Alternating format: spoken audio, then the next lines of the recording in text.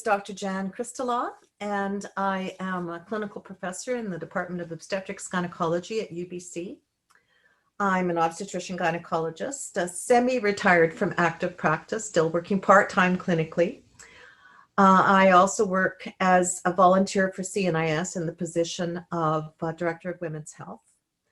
I'm presently coming to you from White Rock, BC, although most of my clinical work is actually in Vancouver. Yeah, thank you. When in your career did you first consider giving time to working in underserviced settings globally? At what point were you in your career? So actually, when I started out my life, I come from a small town in Northern Ontario called Blind River, and adjacent to our small town was a reservation that had about the same number of people as the town. And even from a very young age, I very much grasped the concept of inequality and the fact that there was always going to be a chasm between those who were most fortunate and those who were not. And so I think from an early age, I was interested in the politics of equality. And then after my first degree, I traveled extensively in South America for most of a year. And during that time, again, this was reinforced. And I wasn't a clinician at that time, but I knew it was an interest of mine for sure. So where was your first global experience as a doctor? My first global experience as a doctor was actually in Nicaragua during the war. And I was working with an organization called Medical Aid to Nicaragua, and I made several trips to Nicaragua during that time. And some of them were educational. I also did some clinical work in northern Nicaragua during the war. How did that experience change your understanding of the real needs and the potentials of underserviced settings? Well, I think what it really underlined was the fact that there were parts of the world where there was nothing. There were parts of the world where you could walk into Cleveland Clinic or whatever and get the best possible care in the world with no expense spared. And then there were other parts of the world where medical care was given without running water or clean gloves or any resources whatsoever. And it really did affect me quite profoundly because to me, it seemed like really an issue of social justice and maldistribution of wealth as much as it was about clinical service or clinical competency. And how prepared were you for that first experience? Well, actually, I would say that I was actually pretty prepared. I'd been thinking about it all my life. I had an idea of what was going on. I was ready to take on anything. In fact, I was probably overconfident and ready to do just about whatever I needed to do. And so I probably did go above and beyond what were at my actual competencies at the time as a result of my youth and fearlessness.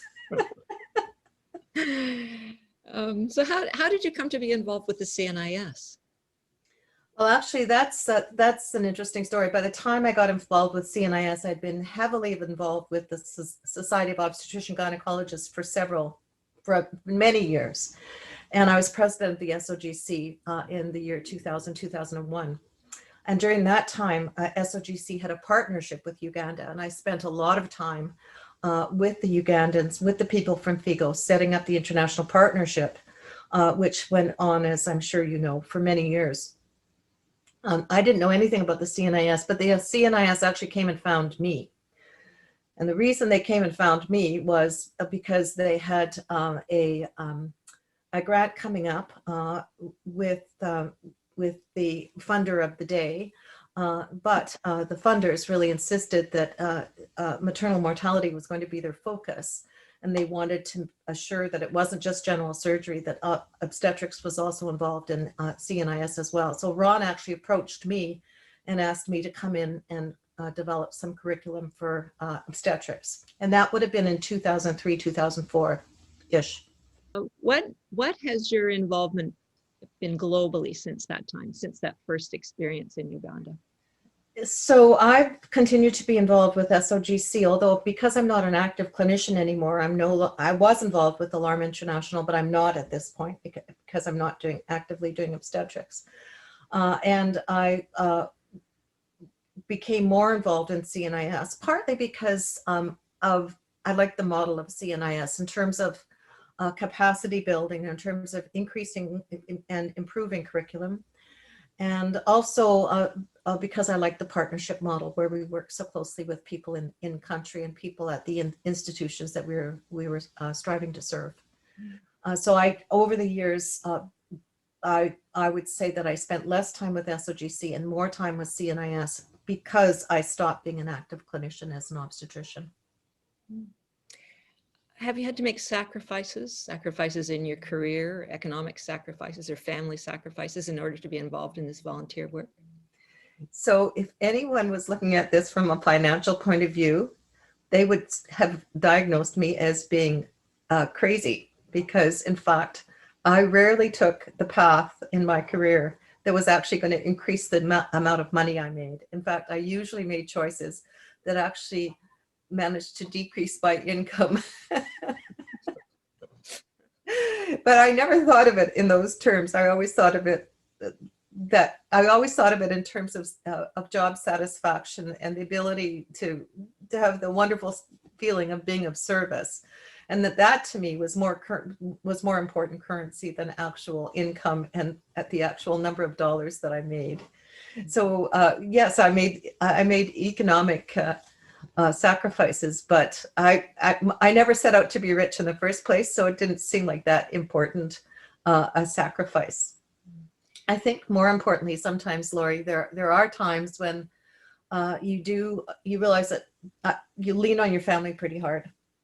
And in fact, I have two boys, and they were actually growing up during the time that I was doing a lot of this work. And I very luckily had a very understanding husband who was just fine with me taking off as long as I was doing something useful. And in fact, he's an ethicist, so he actually thought it was he thought it was good that I was doing something, and that his support of me would be an ethical choice to make. So everybody actually was happy about it, but it wasn't easy, and there were often times when he did way more of the family work than he would have done otherwise, because I was out of town for weeks at a time. So it was definitely that. And then about in terms of career, again, I've done okay in my career. I've managed to do most of the things that I wanted to do. So I would say that really, from a point of view of my career, I had the career that I wanted to have, which was never a highfalutin, high pressure academic career. It was always more a service oriented, globally oriented, big picture type thing, and I think the work actually enhanced that. It didn't subtract from it. How were you able to be away from your professional responsibilities? Yeah, so that's a really interesting question. How was I able to be away from my professional responsibilities? Well, during the early days when I was still working full-time at Peace Arch Hospital, I was one of 3 obstetricians, and in fact, I did my call. I did 1 in 3 on call. It's just that I did it before I left and after I came back. And so I would say that I paid the price personally for that, because I was exhausted always, because I was actually making up that call. But to ask them to work 1 and 2 because I chose to go away didn't seem to be very fair either. And later, once I got a salaried position at BC Women's, it was a little bit easier because I could actually work it into my holidays. But again, I didn't get extra time to be away, and I didn't ever have a paid global position. So it was on my holiday time, which would have been family time. So it was often really tricky to figure it out. Now I'm in the very envious position of being sort of semi-retired and actually not at the beck and call of the system, as I have been most of my life. So in fact, I have a lot more flexibility now. And of course, the first full year of that, what happens? I can't travel because of COVID.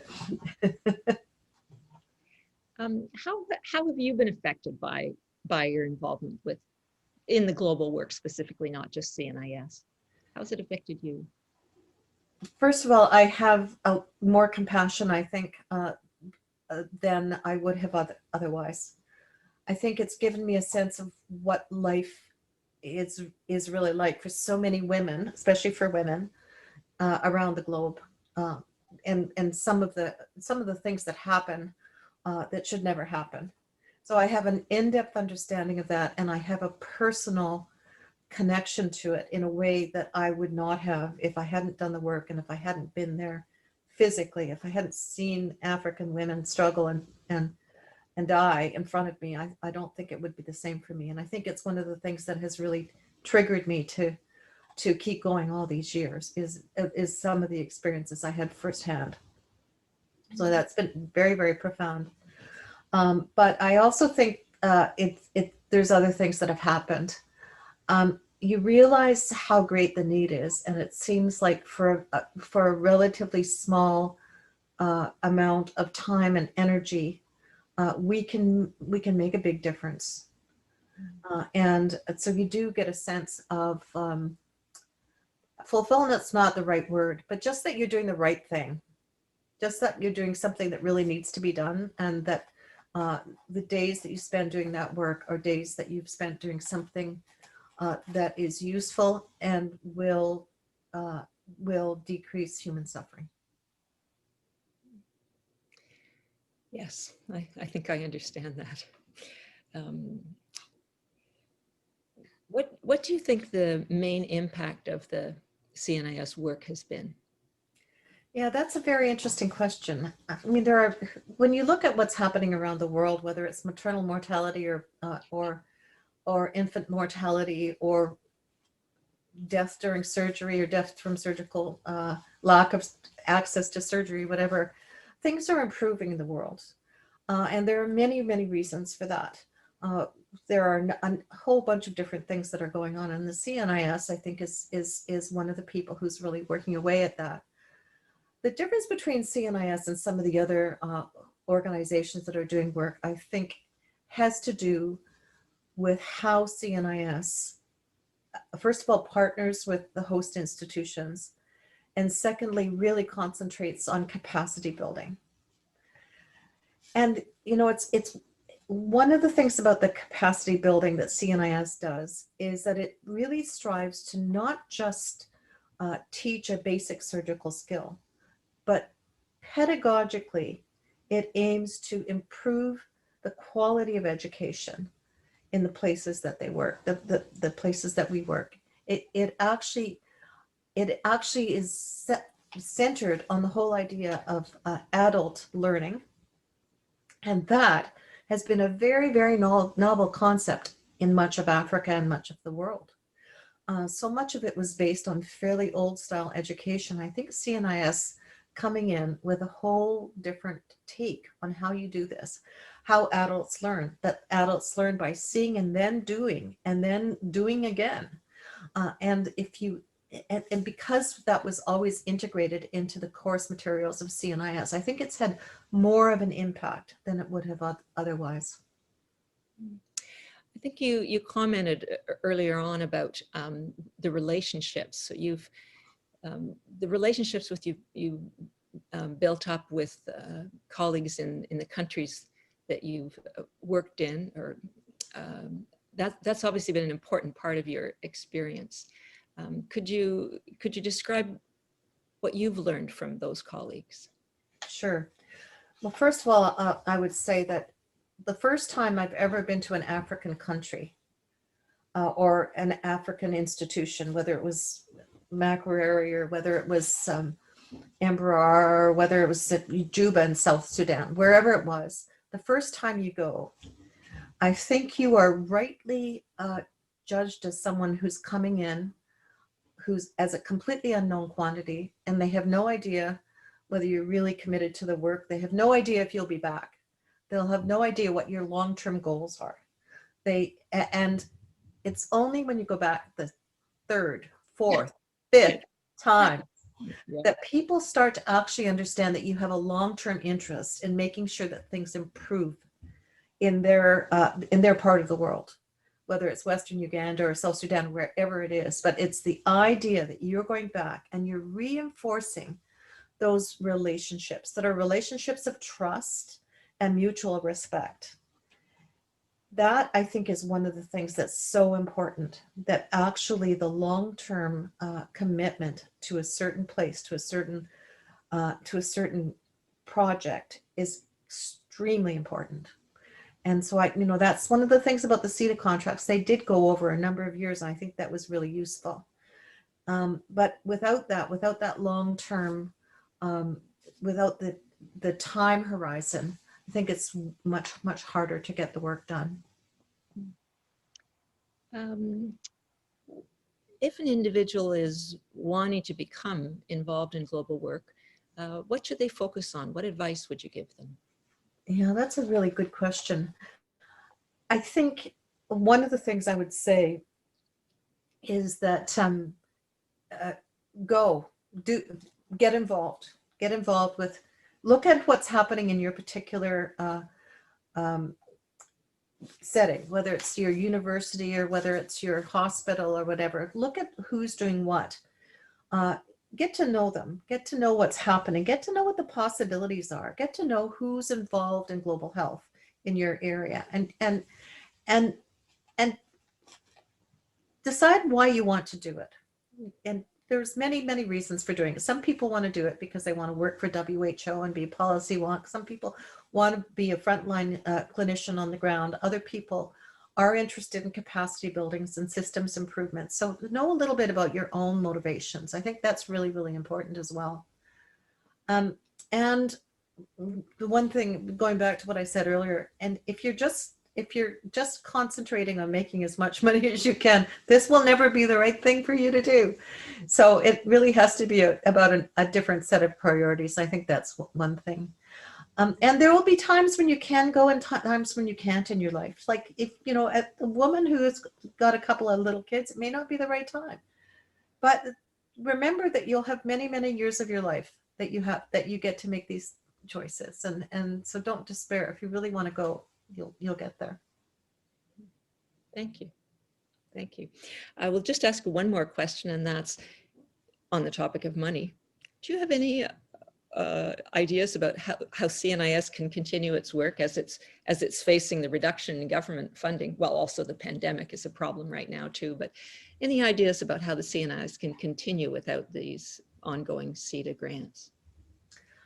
I think CNIS has to look very seriously at partnerships.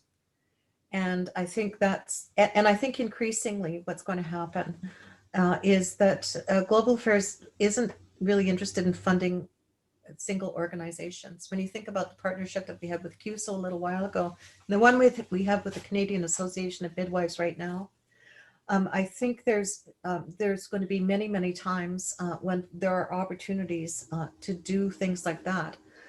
But it may be that CNIS can come into a situation, whether it's midwifery, obstetrics, or even general surgery that's happening, and bring the pedagogic lens, bring the structured education lens to some other projects and work in tandem with them.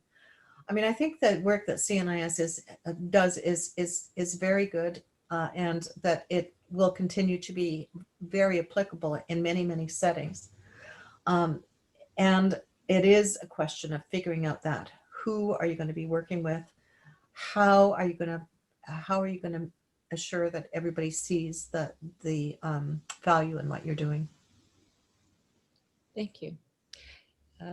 Well, I will say a formal thank you. This has been Dr. Lorraine Woolford interviewing Jan Christilaw, and while she discusses her experiences with the CNIS.